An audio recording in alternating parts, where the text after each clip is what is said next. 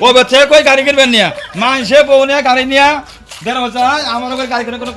নামই নাই কবে কিনবে গাড়ি এই তো রও যাইতেছি এখানে অত্যাচার মনে করে আমার কুলাই লুই না আজকেই যাবো যাইয়া এখন গাড়ি কিনবো থেকে সে ছাড়বো এই যাইছো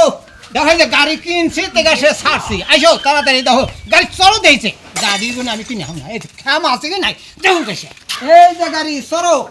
চলো গাড়ি এই যে গাড়ি কেনা হয়েছে গাড়ির ছাড়া হেলমেটের দামই বেশি হেলমেট না হলে সারা পুলিশে অত্যাচার করে টেহা দাও এসে গল্প করে আজকে হেলমেট কিনে আনছি